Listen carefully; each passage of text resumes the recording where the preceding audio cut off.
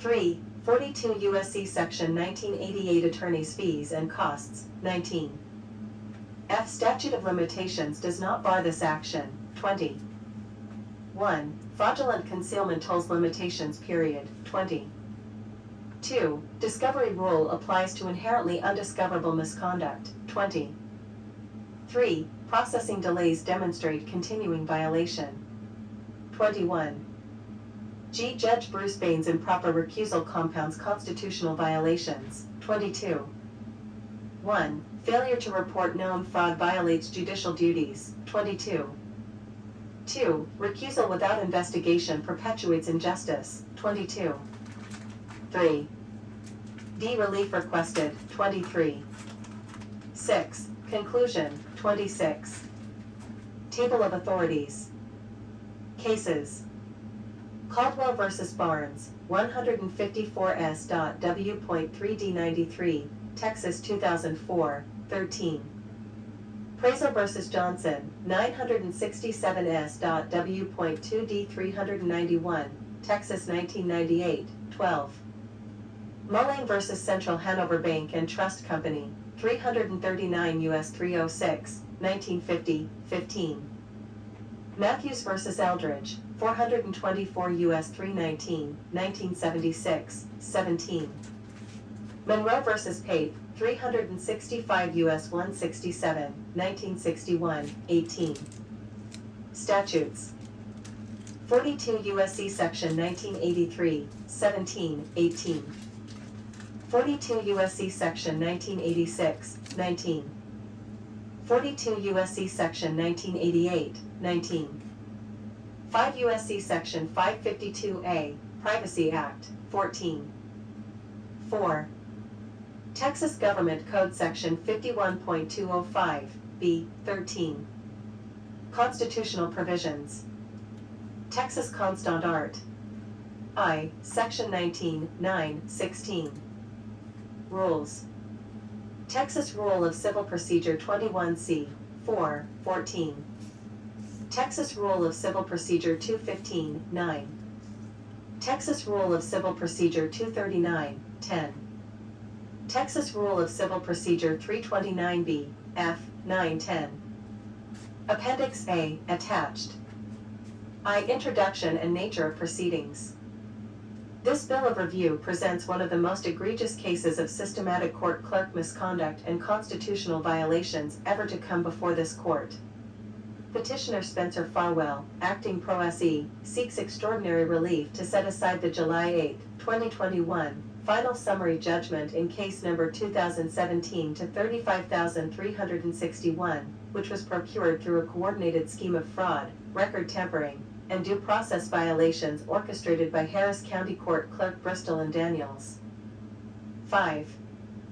The underlying case involved a legitimate mold exposure claim that was systematically sabotaged through extrinsic fraud upon the court. Court Clerk Daniels engaged in a pattern of misconduct including 1. Unlawfully removing critical exhibits from the court record, 2. Negligently exposing plaintiff's Social Security number on the public docket in violation of Texas Rule of Civil Procedure 21C and federal privacy laws, 3. Deliberately changing plaintiff's address of record to defendant's law firm address to prevent notice of proceedings, and 4. Coordinating with defense counsel to ensure plaintiff remained unaware of critical hearings and deadlines. This misconduct denied plaintiff 8 years of due process, prevented presentation of a meritorious defense, and resulted in a fundamentally unfair judgment that must be set aside.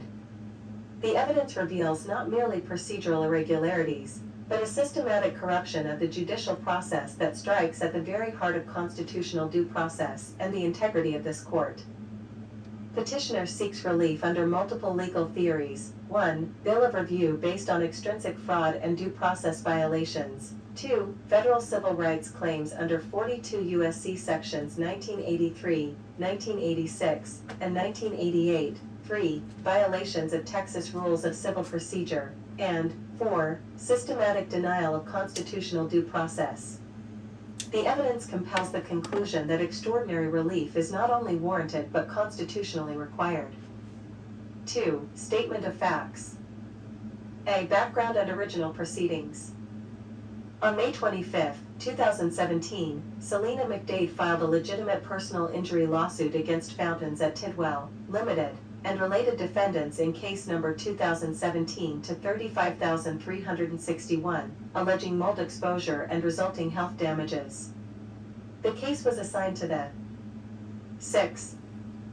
165th Judicial District Court under Judge Ursula A. Hall. Defendants filed answers through attorney Joshua R. Flores on June 26, 2017. The case proceeded through normal litigation phases until a pattern of systematic misconduct began to emerge. On June 7, 2018, an order of non-suit was signed, dismissing the case without prejudice. However, on July 12, 2018, the case was mysteriously reinstated per court order, suggesting manipulation of the court record from the outset. B. The scheme of fraud and misconduct begins. The coordinated scheme of fraud began in earnest in 2020 when court clerk Bristol and Daniels initiated a series of actions designed to prevent plaintiff from participating in her own case. 1. SSN privacy breach. March 2020, court clerk Daniels negligently exposed plaintiff Falwell's social security number on the public court docket, in direct violation of Texas Rule of Civil Procedure 21C and federal privacy laws including 5 U.S.C. Section 552A. This breach was not accidental but part of a pattern of misconduct designed to compromise plaintiff's privacy and security. 2. Address manipulation. In a particularly egregious act, Clerk Daniels changed Plaintiff McDade's address of record in former case number 2017353361 from her actual residence to defendant's law firm address at 1401 McKinney, Houston, Texas, 77010. This ensured that all court correspondence, including critical hearing notices, would be sent directly to opposing counsel rather than to plaintiff, effectively guaranteeing she would receive no notice of proceedings in her own case. 3. Attorney withdrawal and abandonment. On February 21, 2020, plaintiff's attorney Craig L. Rushing, State Bar number 240715554, surreptitiously withdrew from representation without proper notice to his client. Rushing had failed to present critical medical evidence while plaintiff was still living in the mold-contaminated 7. Apartment, demonstrating either gross negligence or complicity in the scheme to deny plaintiff a fair hearing. See record tampering and document manipulation. The most serious aspect of the fraud involved systematic tampering with the court record itself. 1. Exhibit removal. Court clerk Daniels unlawfully removed critical exhibits from case number 2017 to 35,361, including medical records, expert reports, and other evidence essential to plaintiff's case. Document control records demonstrate that exhibits that were properly filed subsequently disappeared from the court record. 2. Coordination with defense counsel. Email communications reveal that Clerk Daniels coordinated directly with defense attorney Joshua R. Flores regarding hearing notifications and case management, creating an improper ex parte relationship that violated fundamental principles of judicial neutrality. 3. Processing manipulation. The clerk's office engaged in deliberate processing delays and manipulations designed to prevent plaintiff from receiving timely notice of critical proceedings, and the record will show. D. The fraudulent summary judgment proceeding. On February 1, 2021, a summary judgment hearing was conducted via Zoom. Due to the address manipulation and lack of proper notice, exhibits missing from the record, plaintiff was discombobulated during this critical hearing. The proceeding was fundamentally flawed, and at this time the Honorable Judge Isla Hall of the 165th Court of Law stated that she would not make a ruling on such case number 2017353361 until all exhibits were located, but instead such judge did not do the same. 8. 1. Lack of notice. Because her address had been changed to defendant's law firm, plaintiff received no notice of the hearing and could not participate in or defend against the summary judgment motion adequately. 2. Fraudulent evidence. Defense counsel presented evidence and expert testimony that contradicted their own prior submissions, including a denial letter from expert Patrick McIntyre that directly contradicted earlier joint submissions of pretrial documents filed in or around February 12, 2020. This fraudulent document that was filed into the Harris County District Court warrants an investigation. 3. Absence of critical evidence. The exhibits that had been removed from the court record by Clerk Daniels were not available for the court's consideration, fundamentally skewing the evidentiary record. On July 8, 2021, final summary judgment was granted in favor of defendants. Plaintiff, still unaware of the proceedings due to the address manipulation, and after about a week plaintiff received a postcard that the case was over, so I immediately filed a notice of appeal on July 15, 2021, but the appeal was ultimately unsuccessful due to the corrupted record. Discovery of the fraud and current proceedings. The full scope of the fraud was not discovered until 2024, when Spencer Farwell, acting pro se because no law firm that plaintiff reached out to that held a Texas state bar license would not assist with this case, so I began investigating the case. On August 9, 2024, Farwell filed the current bill of review in case number 2024 to 51,449. Significantly, even the processing of the bill of review was subject to misconduct. Despite being filed on August 9, 2024, the case was not processed until November 9. 2024, a delay of nearly 3 months that appears designed to push the case closer to the 4-year statute of limitations deadline of July 8, 2025, and to take this miscarriage of justice a little further, on such said 9th day of August, 2024 plaintiff Farwell filed his bill of review in which exhibits were attached labeled Exhibits A through N that was once a part of the docket control order manifest, now missing today. This case was docketed in the 165th under Court Clerk Bristol and Daniels' care until Judge Bruce Bain recused himself, and looking at the record today, it only reveals plaintiff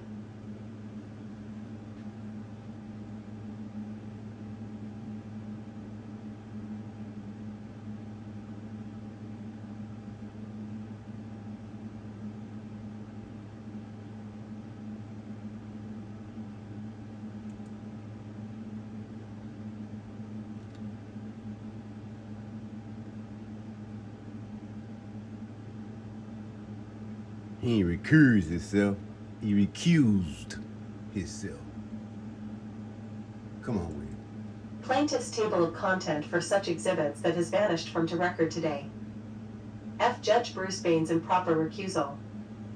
When the bill of review came before Judge Bruce Bain, he improperly recused himself without conducting any investigation into the serious allegations of fraud and misconduct.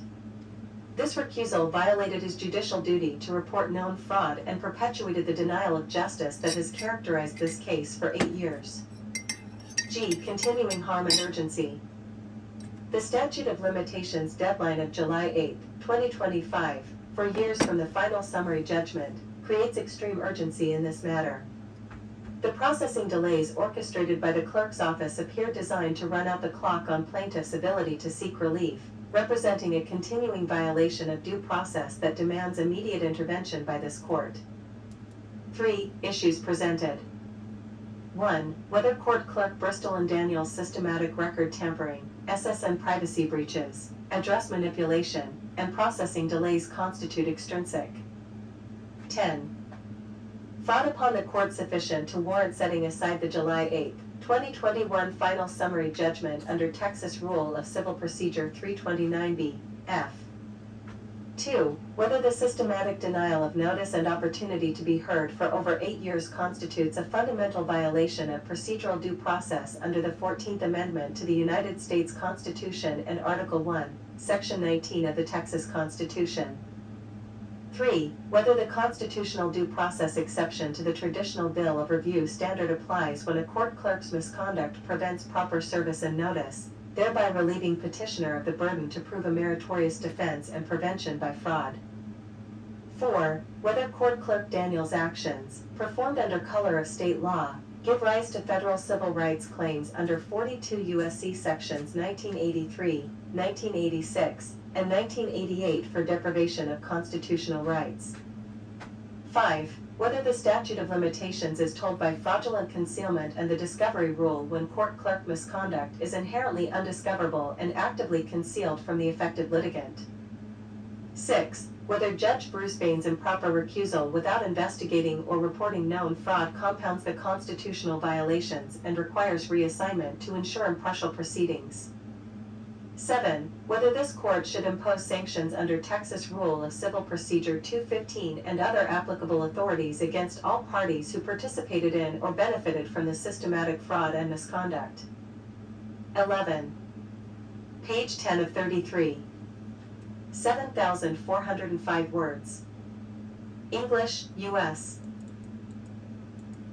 1. Whether Court Clerk Bristol and Daniels systematic 1. Whether Court Clerk Bristol and Daniels systematic record tampering fraud upon the court sufficient to warrant setting aside the July 8, 2021 final summary judgment under Texas Rule of Civil Procedure 329B, F. 4. 2024, a delay of nearly 3 months that appears designed to push the case closer to the 4-year statute of limitations deadline of July 8, 2025, and to take this miscarriage of justice a little further. On such said 9th day of August, 2024, plaintiff Farwell filed his bill of review in which exhibits were attached labeled Exhibits A, F. Judge Bruce Bain's improper recusal. When the bill of review came, G. Continuing harm and urgency. The statute of limitations deadline of July 8, 2025, 4 years from the final summary judgment. 3. Issues presented. 1. Whether court 10.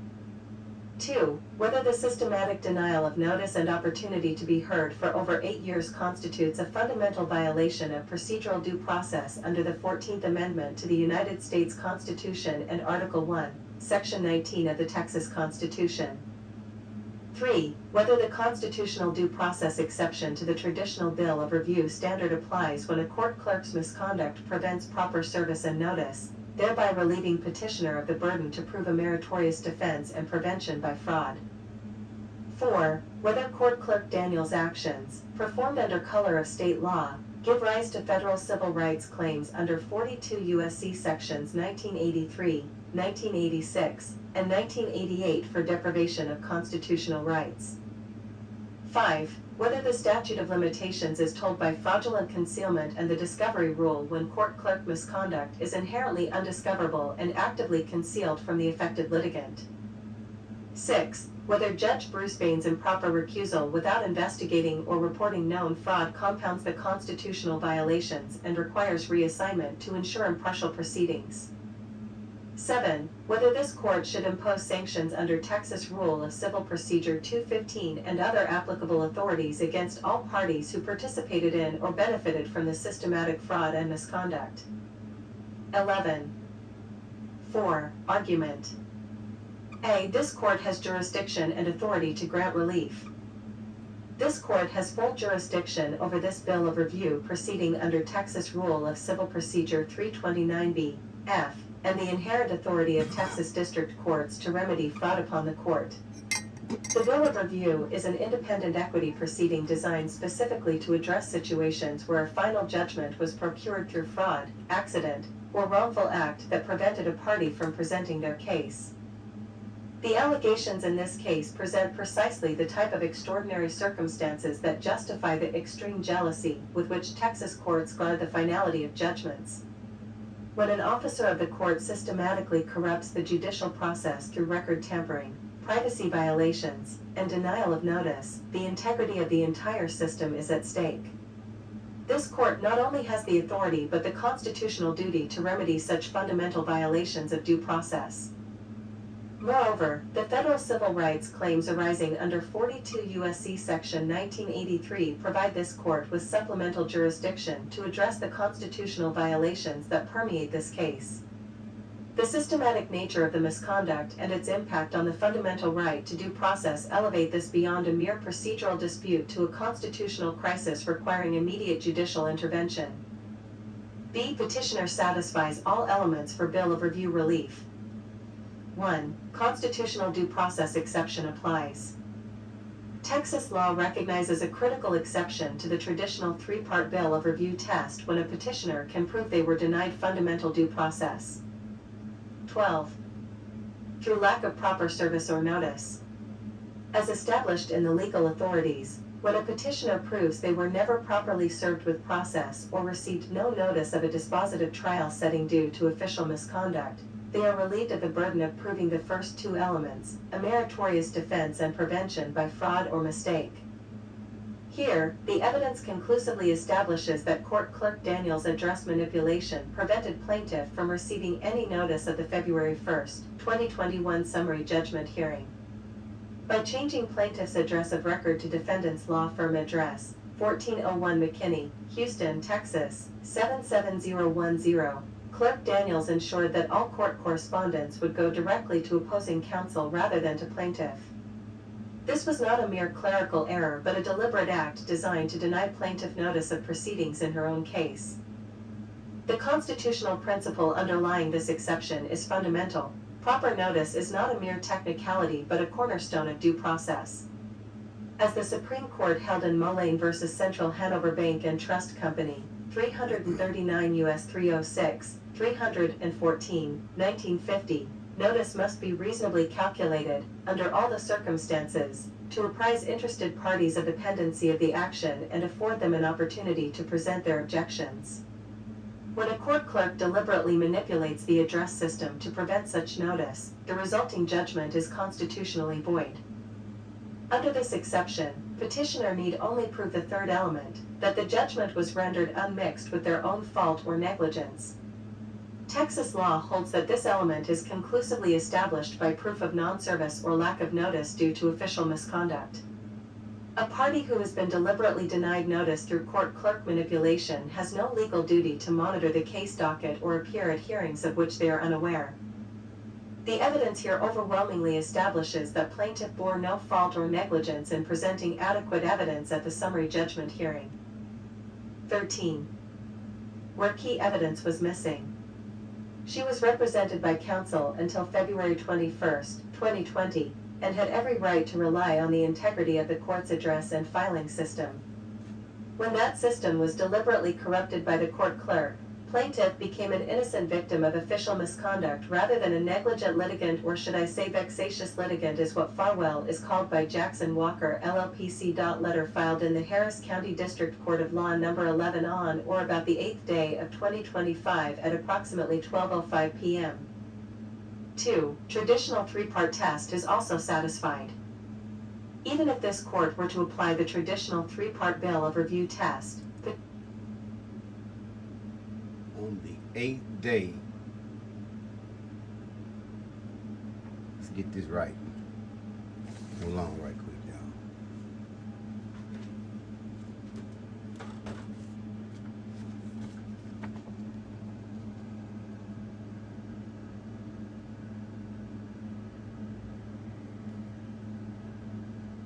On the 8th day of April, let's get this right. Let's get this right.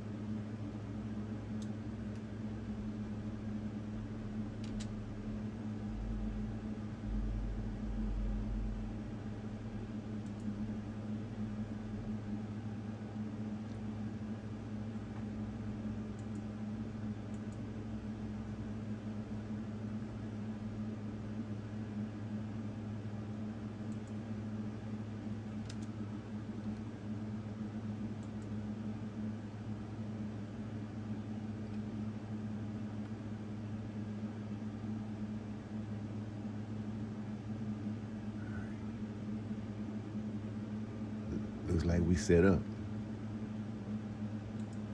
petitioner satisfies all elements. Element 1, meritorious defense.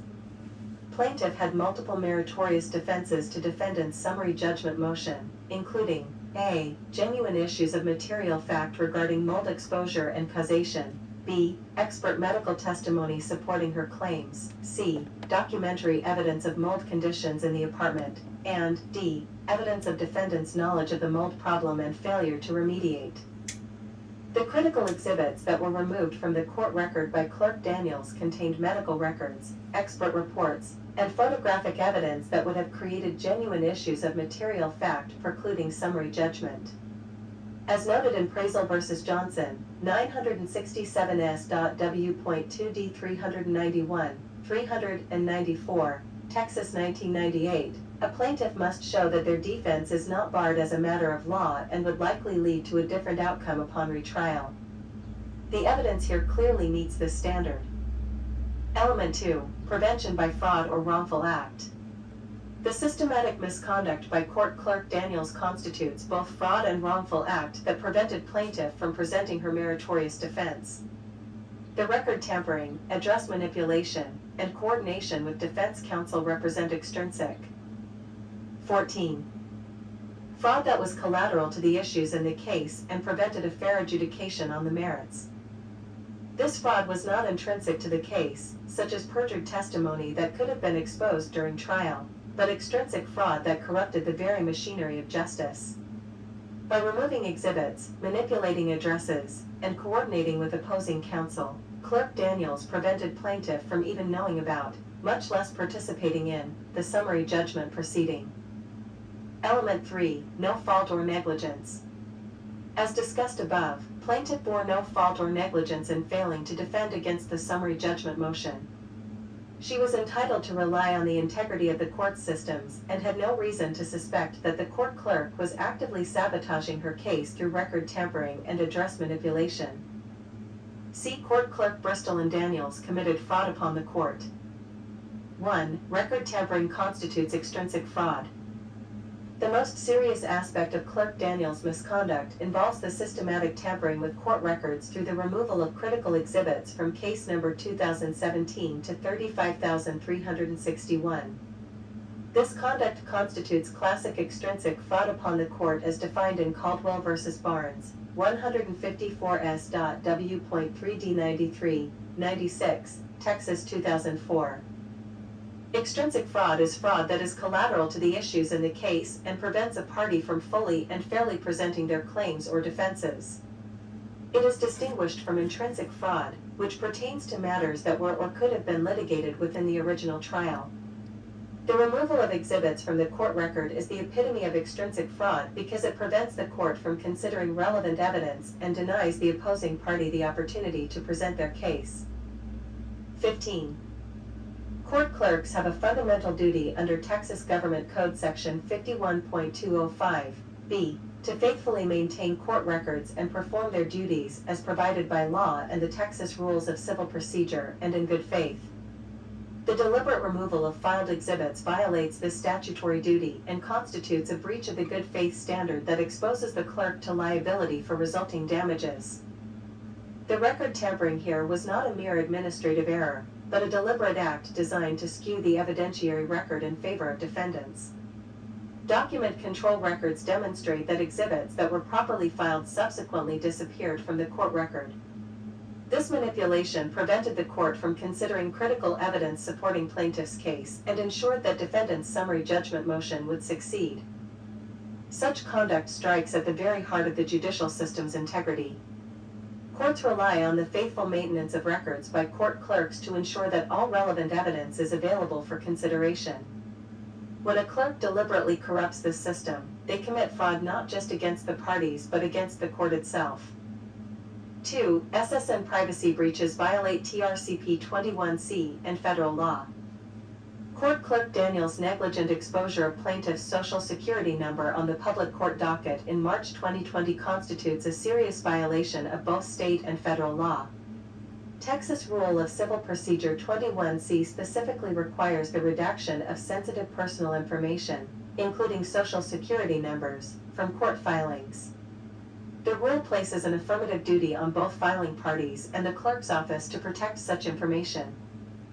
The violation also implicates federal privacy laws, including the Privacy Act, 5 U.S.C. Section 552A, which protects individuals from unauthorized disclosure of personal information by government agencies. While court clerks may not be directly subject to all provisions of the Privacy Act, the principles underlying the statute. 16. protection of personal privacy and prevention of identity theft, are clearly applicable to court operations. The SSM breach was not an isolated incident but part of a pattern of misconduct designed to compromise plaintiffs' privacy and security. In the context of the other fraudulent acts, this breach appears calculated to cause maximum harm to plaintiff while benefiting defendants who could potentially use the exposed information for improper purposes.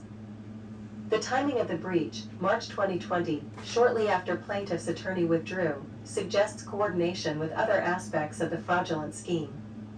By exposing plaintiff's SSN at a time when Farwell was most vulnerable, without legal representation, Clerk Daniels maximized the potential harm while minimizing the likelihood of immediate detection and correction. 3. Processing delays demonstrate systematic misconduct. The deliberate processing delays in both the original case and the current bill of review demonstrate a pattern of systematic misconduct designed to deny plaintiff timely access to justice. The most egregious example is the 3-month delay in processing the current bill of review, which was filed on August 9, 2024, but not processed until November 4, 2024. This delay appears calculated to push the case closer to the 4-year statute of limitations deadline of July 8, 2025, thereby increasing the likelihood that defendants could successfully argue that the bill of review is time-barred. Such manipulation of processing times to affect substantive legal rights constitutes a fundamental breach of the clerk's duty to administer the court's business in a timely and impartial manner. 17. The processing delays also violate basic principles of due process by denying plaintiff timely access to the courts. When a court clerk deliberately delays the processing of filings to benefit one party over another, they violate the fundamental principle that all litigants are entitled to equal treatment under the law. These delays must be viewed in the context of the overall pattern of misconduct. They are not isolated administrative failures but part of a coordinated scheme to deny plaintiffs stay in court and ensure that defendants benefit from the fraudulently obtained summary judgment. D. Systematic due process violations require extraordinary relief. 1. 14th Amendment violations under color of state law. The systematic misconduct by Court Clerk Daniels constitutes a clear violation of plaintiffs' rights under the Due Process Clause of the 14th Amendment to the United States Constitution. The 14th Amendment prohibits any state from depriving a person of life, liberty, or property without due process of law, and this guarantee encompasses both substantive and procedural due process protections. In the civil litigation context, procedural due process requires that a person be given adequate notice of a legal action against them and a meaningful opportunity to be heard before an impartial tribunal.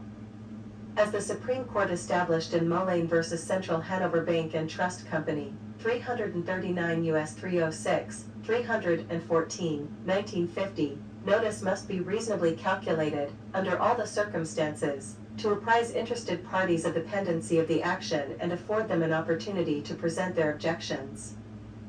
Court Clerk Daniels' actions, record tampering, address manipulation, and processing delays, directly violated these fundamental requirements. By changing 18. Plaintiff's address to defendant's law firm, Clerk Daniels ensured that plaintiff would receive no notice of the summary judgment hearing. By removing critical exhibits from the court record, she prevented plaintiff from having a meaningful opportunity to be heard even if he had appeared. Critically, Clerk Daniels was acting under color of state law when she committed these violations. As a court clerk employed by Harris County, she was a state actor performing official duties. Her misconduct therefore constitutes state action subject to constitutional scrutiny under the 14th Amendment. The Texas Constitution's due course of the law provision in Article 1, Section 19 provides protections that are coextensive with the Federal Due Process Clause. Texas courts consistently interpret this provision as providing the same protections as the 14th Amendment, meaning that Clerk Daniels' actions violated both state and federal constitutional rights. 2. Address manipulation denied fundamental notice rights. The deliberate manipulation of plaintiff's address of record represents one of the most egregious due process violations in this case. By changing plaintiff's address from her actual residence to defendant's law firm address at 1401 McKinney, Houston, Texas, 77010, Clerk Daniels ensured that all court correspondence would be sent directly to opposing counsel rather than to plaintiff. This manipulation was not a clerical error, but a calculated act designed to deny plaintiff notice of proceedings in her own case. The evidence shows that this change was made in coordination with defense counsel, creating an improper ex parte relationship that violated fundamental principles of judicial neutrality. The constitutional significance of this manipulation cannot be overstated. Notice is not a mere procedural formality but a fundamental requirement of due process. 19. Without proper notice, a party cannot possibly defend their interests or participate meaningfully in the judicial process. The Supreme Court has consistently held that due process requires notice that is reasonably calculated to reach the interested party. Here, the notice was not merely inadequate, it was deliberately misdirected to ensure that plaintiff would never receive it. This represents a complete denial of the notice requirement, not merely a deficient attempt to provide notice. Such conduct violates the most basic principles of fairness and due process. 3. 8 years without impartial hearing violates due process. The cumulative effect of Clerk Daniels' misconduct has been to deny plaintiff an impartial hearing for over 8 years. From the initial filing in May 2017 through the present, plaintiff has been systematically prevented from having such case heard on the merits by an impartial tribunal. The due process analysis in Matthews v. Eldridge, 424 U.S. 319, 1976, requires courts to consider 1. The private interest affected, 2. The risk of erroneous deprivation through existing procedures, and 3. The government's interest in maintaining those procedures. Here, all three factors weigh heavily in favor of finding a due process violation. First, the private interest is substantial. Plaintiff's right to seek compensation for serious personal injuries caused by mold exposure. Second, the risk of erroneous deprivation is extremely high when court clerks are actively manipulating records and preventing notice. Third, the government has no legitimate interest in maintaining procedures that allow court clerks to engage in fraud and misconduct. The 8-year denial of an impartial hearing represents a systematic breakdown of the judicial process that demands extraordinary relief. This is not a case of mere 20. Procedural irregularities but a fundamental corruption of the machinery of justice that violates the most basic principles of due process. Federal civil rights claims provide additional grounds for relief. 1. 42 U.S.C. Section 1983 liability for constitutional violations. Court Clerk Daniels' systematic misconduct gives rise to a clear federal civil rights claim under 42 U.S.C. Section 1983. This statute provides a cause of action against any person who, acting under color of state law, deprives another person of their rights, privileges, or immunities secured by the Constitution. The elements of a Section 1983 claim are, 1. The defendant acted under color of state law, and 2. The defendant's conduct deprived the plaintiff of a federally protected right. Both elements are clearly satisfied here. Color of state law, as established in Monroe v.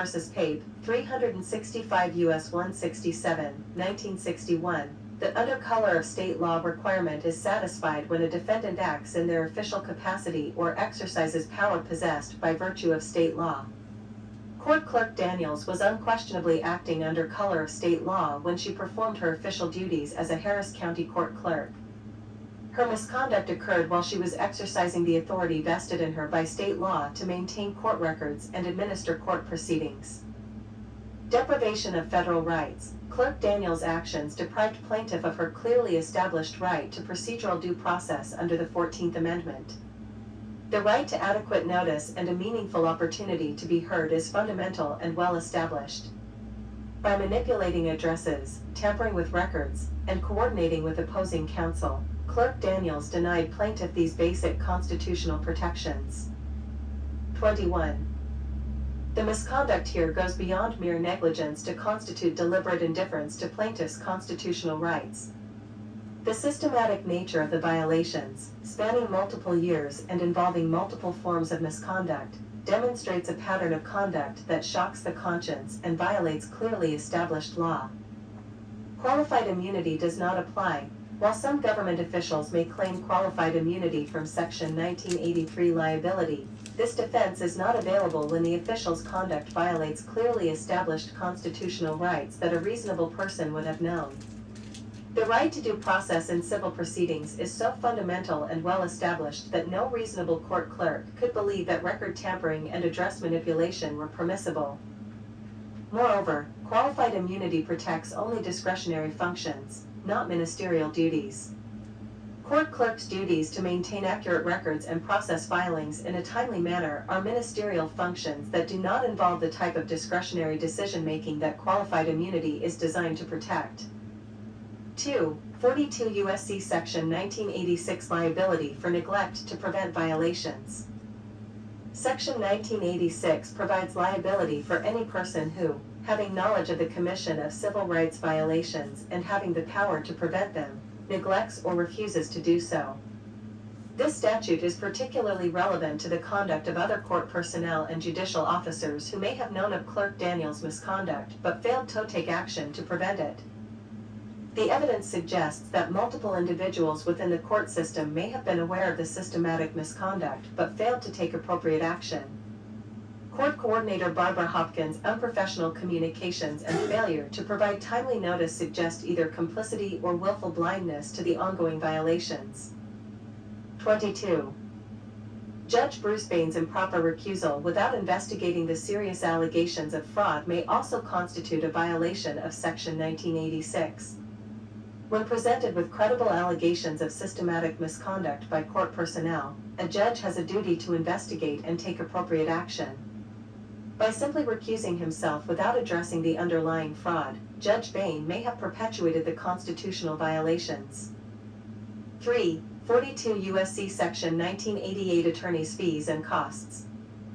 Section 1988 provides for the award of attorney's fees and costs to prevailing parties in civil rights actions.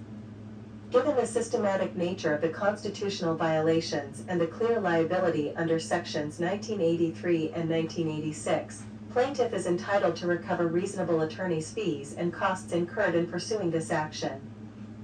The fee-shifting provision of Section 1988 serves the important purpose of encouraging private enforcement of civil rights laws and ensuring that victims of constitutional violations can obtain competent legal representation. The egregious nature of the misconduct in this case makes it particularly appropriate for a fee award. F. Statute of limitations does not bar this action. 1. Fraudulent concealment tolls limitations period. The 4-year statute of limitations for a bill of review based on fraud is told by the doctrine of fraudulent concealment. This equitable doctrine applies when a defendant has actual knowledge of a wrong and a duty to disclose it but conceals the wrong from the plaintiff. Court Clerk Daniels had actual knowledge of her misconduct. She was the one who removed exhibits, manipulated addresses, and coordinated with defense. 23. Counsel. As a court clerk, she had a duty to maintain the integrity of court records and ensure fair proceedings for all litigants. By actively concealing her misconduct and continuing to process the case as if nothing improper had occurred, she prevented plaintiff from discovering the fraud. The concealment was active, not passive. Clerk Daniels did not merely fail to disclose her misconduct. She took affirmative steps to hide it by maintaining the false address in the court record and processing the case in a manner designed to prevent discovery of the fraud. Under the fraudulent concealment doctrine, the statute of limitations does not begin to run until the fraud is discovered or, through reasonable diligence, should have been discovered. Here, the fraud was inherently undiscoverable because it involved manipulation of court records that plaintiff had no reason to suspect and no practical ability to detect. 2. Discovery rule applies to inherently undiscoverable misconduct. The discovery rule provides that a cause of action does not accrue until the plaintiff knew or should have known of the facts giving rise to the claim. This rule is particularly applicable when the injury is inherently undiscoverable, as is the case with court clerk misconduct involving record tampering and address manipulation. Plaintiff had no reason to suspect that court records were being tampered with or that her address had been deliberately changed to prevent her from receiving notice. Court clerks are presumed to act with integrity and in accordance with their statutory duties. A reasonable litigant would not suspect that a court clerk was actively sabotaging their case through record manipulation. The discovery rule is especially important in cases involving official misconduct because such conduct is typically concealed and involves a breach of the public. 24. Trust. Courts have consistently applied the discovery rule to toll limitations periods in cases involving government misconduct that is inherently difficult to detect. Here, the fraud was alleged throughout the appeals process and plaintiff didn't become knowledgeably to execute this bill of review until August of 2024, days before filing a writ of certiorari to the United States Supreme Court. Even then, the full scope of the misconduct only became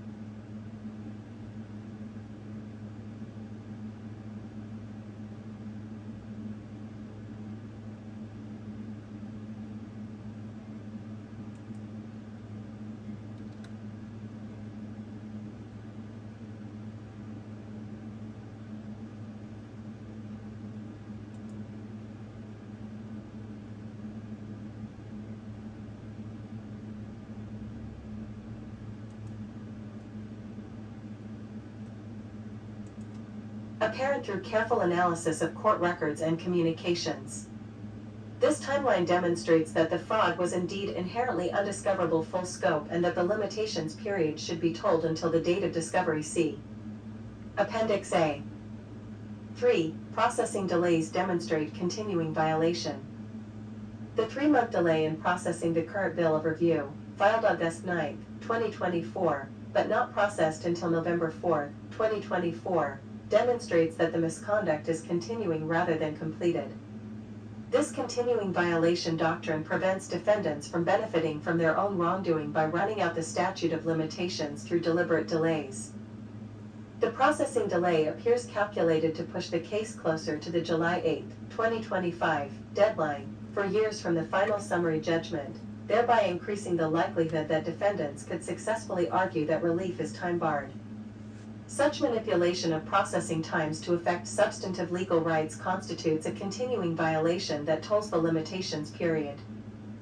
Courts have consistently held that when a defendant's ongoing conduct prevents a plaintiff from pursuing their claims, the statute of limitations is tolled until the conduct ceases. Here, the clerk's office continues to engage in processing delays that impede plaintiffs' access to justice, demonstrating that the violation is ongoing rather than completed. 25. G. Judge Bruce Bain's improper recusal compounds constitutional violations. 1. Failure to report known fraud violates judicial duties. When the bill of review came before Judge Bruce Bain, he was presented with detailed allegations of systematic fraud and misconduct by court personnel. Rather than investigating these serious allegations or taking appropriate action to address them, Judge Bain simply recused himself from the case. This recusal violated Judge Bain's duties under the Texas Code of Judicial Conduct and federal law. When a judge becomes aware of credible allegations of fraud or misconduct by court personnel, they have a duty to investigate and take appropriate remedial action. This duty exists not only to protect the integrity of the judicial system but also to ensure that constitutional violations are addressed rather than perpetuated. By recusing himself without addressing the underlying fraud, Judge Bain effectively allowed the constitutional violations to continue. His failure to take action enabled the ongoing denial of due process and prevented the immediate relief that the serious nature of the allegations demanded. 2. Recusal without investigation perpetuates injustice. Judge Bain's recusal without investigation perpetuates the 8-year denial of justice that has characterized this case. When faced with allegations of systematic misconduct that have prevented a litigant from receiving a fair hearing for nearly a decade, a judge cannot simply walk away from the problem. 26. The proper response to such allegations would have been to 1. Conduct an immediate investigation into the misconduct. 2. Take appropriate remedial action to address any confirmed violations. 3. Refer the matter to appropriate authorities for further investigation and potential prosecution. And 4. Ensure that the affected litigant receives the fair hearing they have been denied. Instead, Judge Bain's recusal without action has resulted in further delay and continued denial of justice. This approach violates the fundamental principle that the judiciary has a responsibility to police its own operations and ensure that constitutional rights are protected. The recusal also raises questions about whether Judge Bain was aware of the misconduct before the bill of review was filed. If he had knowledge of Clerk Daniels' actions and failed to take appropriate action, he may bear some responsibility for the continuing constitutional violations. D. Relief requested. Wherefore, Petitioner Spencer Farwell respectfully requests that this honorable court grant the following relief. A. Immediate relief. 1. Set aside final summary judgment. Enter an order setting aside the July 8, 2021 final summary judgment in case number 2017 to 35,361 as void due to extrinsic fraud, constitutional due process violations, and systematic court clerk misconduct. 2. Order to show cause. Issue an order to show cause requiring Court Clerk Bristol and Daniels, Court Coordinator Barbara Hopkins, and any other implicated court personnel to appear before this court and show cause why they should not be held in contempt for their systematic misconduct and constitutional violations. 27. 3. Immediate investigation. Order an immediate and comprehensive investigation into the conduct of all court personnel involved in case number 2017 to 35,361, including but not limited to document control procedures, address management systems, and communications with parties and counsel. 4. Case reassignment. Reassign this matter and any related proceedings to an impartial judge who has had no prior involvement with the case and can ensure fair and unbiased proceedings going forward. B. Discovery and sanctions. 5. Full discovery. Order full discovery including production of all documents, communications, and records related to case number 2017 to 35,361, including but not limited to all email communications between court personnel and counsel, document control logs and filing records, address change records and authorization documents, processing logs and case management records, any other documents relevant to the alleged misconduct. 6. Sanctions under TRCP 215. Impose sanctions under Texas Rule of Civil Procedure 215 against all parties who participated in or benefited from the systematic fraud and misconduct, including but not limited to monetary sanctions sufficient to deter future misconduct, payment of all costs and attorney's fees incurred by plaintiff, such other sanctions as the court deems appropriate. 7. Contempt proceedings. Initiate contempt proceedings against Court Clerk Bristol and Daniels and any other court personnel found to have willfully violated. 28. Court orders or engaged in conduct that undermines the integrity of the judicial process. See Federal Civil Rights Relief. 8. Federal Civil Rights Damages. Award damages under 42 U.S.C. Section 1983 for the systematic deprivation of plaintiffs' constitutional rights, including but not limited to compensatory damages for the denial of due process, punitive damages to deter future misconduct, consequential damages resulting from the fraudulent judgment. 9. Section 1986 Liability. Hold liable under 42 U.S.C. Section 1986 any persons who had knowledge of the civil rights violations and the power to prevent them but neglected or refused to do so. 10. Attorney's fees and costs. Award reasonable attorney's fees and costs under 42 U.S.C. Section 1988 for the successful prosecution of this civil rights action. D. Systemic reform and prevention. 11. Injunctive relief. Enter appropriate injunctive relief to prevent future misconduct, including but not limited to implementation of enhanced oversight procedures for court clerk operations, mandatory training on constitutional due process requirements, establishment of independent monitoring systems for case processing, creation of whistleblower protections for court personnel who report misconduct. 29. 12. Referral for criminal investigation. Refer the matter to appropriate law enforcement authorities for investigation of potential criminal violations, including but not limited to tampering with governmental records, official oppression, and conspiracy. E. Additional relief. 13. Restoration of original case. Order the restoration of case number 2017 to 35,361 to the active docket with all original exhibits and filings properly restored to the court record. 14. Expedited proceedings. Given the approaching statute of limitations deadline of July 8, 2025, order expedited proceedings to ensure that plaintiffs' rights are protected and that justice is not further delayed.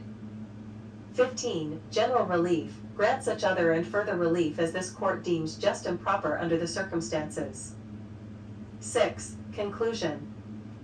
This case presents one of the most egregious examples of systematic court clerk misconduct and constitutional violations ever to come before a Texas court.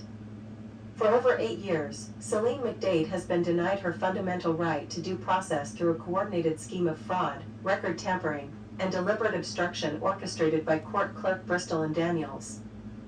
The evidence is overwhelming and undisputed. Clerk Daniels removed critical exhibits from the court record, exposed plaintiff Farwell's social security number in violation of state and federal law, manipulated plaintiff's address to prevent notice of proceedings, and coordinated with defense counsel to ensure that plaintiff remained unaware of critical hearings. These actions constitute extrinsic fraud. 30. Upon the court, systematic due process violations, and clear violations of federal civil rights laws. The constitutional principles at stake are fundamental to our system of justice. When court clerks can manipulate records and deny notice with impunity, the entire judicial system loses its legitimacy. When litigants can be systematically excluded from their own cases through official misconduct, the promise of equal justice under law becomes meaningless. This court has both the authority and the constitutional duty to remedy these violations. The Bill of Review provides the appropriate vehicle for setting aside a judgment that was procured through such systematic fraud. The federal civil rights laws provide additional grounds for holding the perpetrators accountable and ensuring that such misconduct never occurs again. The approaching statute of limitations deadline creates urgency, but it cannot be allowed to shield the perpetrators from accountability. The fraudulent concealment and discovery rule doctrines, combined with the continuing violation theory, clearly establish that this action is timely filed and that relief is appropriate. Most importantly, this case is about more than one plaintiff's right to justice. It is about the integrity of the entire judicial system. When court personnel can engage in systematic fraud without consequence, public confidence in the courts is undermined and the rule of law is threatened. This court has the opportunity to send a clear message that such conduct will not be tolerated and that the constitutional rights of all litigants will be protected. For all these reasons, petitioner respectfully urges this court to grant the relief requested and to take all necessary action to remedy the systematic constitutional violations that have characterized this case for far too long. 31. The evidence compels the conclusion that extraordinary relief is not only warranted but constitutionally required. Justice delayed is justice denied, and after 8 years of systematic misconduct, the time for justice is now. Respectfully submitted, ________________________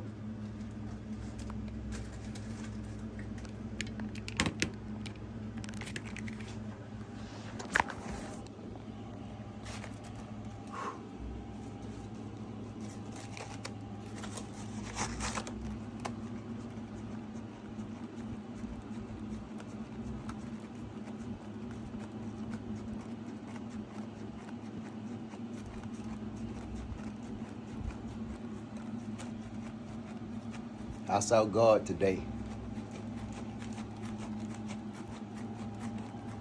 You heard it?